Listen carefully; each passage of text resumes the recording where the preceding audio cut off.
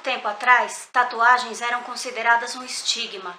Apenas pessoas como marinheiros ou presidiários marcavam o corpo com esses desenhos considerados tão vulgares. Mas de uns tempos pra cá, ainda bem, a tatuagem voltou a ser considerada a obra de arte que é. Mas voltou? Mas desde quando as pessoas marcam seus corpos com esse desenho que elas carregam até o fim da vida? E às vezes, além dela. Há 100 anos, 2 múmias foram encontradas em uma cova comum no Egito, perto de Luxor. Testes de carbono 14 revelaram que ambas as múmias viveram no período pré-dinástico, tempo em que os faraós ainda nem existiam, e que durou entre 4000 e 3100 a.C. Na pele das múmias foram encontradas algumas marcas que não puderam ser identificadas, pois as tecnologias disponíveis na época, início do século XX, não permitiam. Mas recentemente, com raios infravermelhos, foi possível constatar que as marcas na pele das múmias eram tatuagens.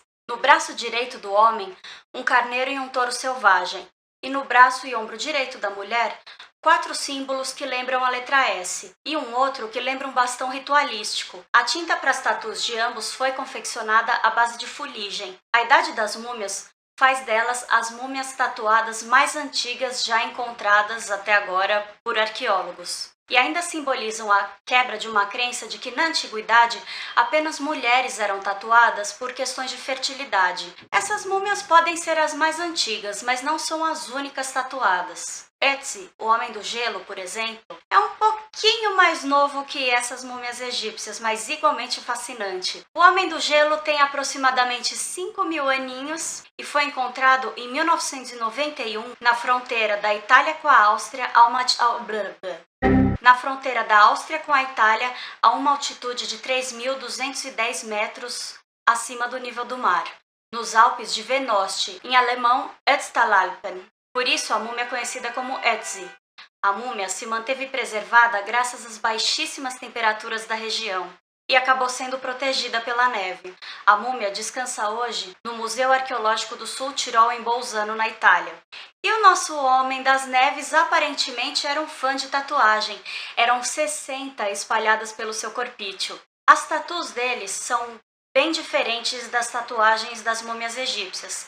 Elas são, na verdade, cortes bem fininhos, horizontais, distribuídos pela lombar, joelho direito, panturrilhas e as juntas dos calcanhares desse homem. Mas o que foi possível constatar é que, devido a sinais de desgaste exatamente nessas regiões onde as tatuagens foram feitas, é possível que elas fossem uma forma de tratamento para aliviar dores que ele deveria sentir, e não algo ritualístico ou estético.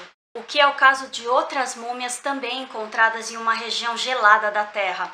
Ah, a Rússia, esse lugar de muitas peculiaridades.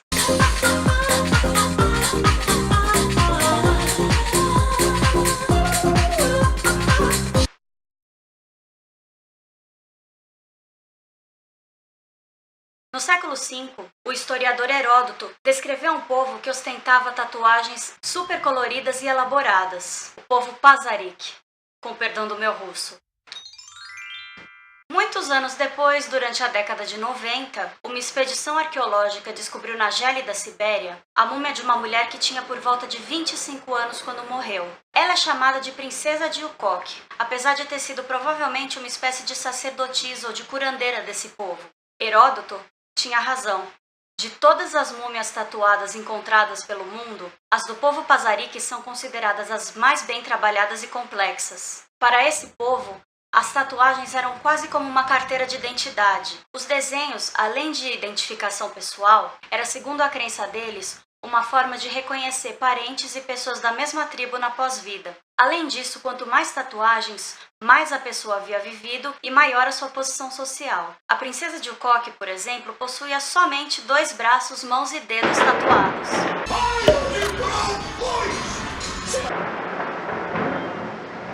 A princesa de Ukok, por exemplo, tinha somente 2 braços, mãos e dedos tatuados. A múmia de um homem do mesmo povo encontrada em 1929 na mesma região, e que viveu bem mais do que ela, tinha o corpo bem mais tatuado. Ele tinha o ombro direito, peito, costas, braços e perna direita com tatuagens. As tatuagens dela, do homem de 1929 e de mais um guerreiro encontrado na região, foram reconstruídas, e é possível observar que elas retratam animais mitológicos e fantásticos. Essas tatuagens deles, talvez hoje em dia nós diríamos que fosse tribal, mas eu acho que elas são ainda mais elaboradas que isso. Repare, por exemplo, que a tatuagem do ombro da sacerdotisa, ela parece representar um cervo com bico de grifo, com chifres de capricórnio que ainda parecem umas flores em arabesco. É tudo realmente muito intricado, muito elaborado e uma mistura de animais e de mitos. Esses mesmos animais aparecem no ombro do guerreiro e por todo o corpo do homem que foi encontrado em 1929. É possível perceber também que elas retratam belos animais selvagens típicos da região. E você, gosta de tatuagens? Tem alguma com significado tão interessante quanto dessas múmias? Coloca aqui nos comentários. E fiquem ligados, pois a princesa de Ukok vai render um outro... Errou! Fiquem ligados, pois a princesa de Ukok ainda vai render um outro assunto muito louco aqui pro canal. Não percam! Se você gostou desse vídeo, dá um joinha. Se não gostou, você vai aqui em cima. Tem uma aba com uma lupinha, tá vendo? Uma aba em branco. É só digitar o nome de um outro canal e dar o fora daqui. Passa bem.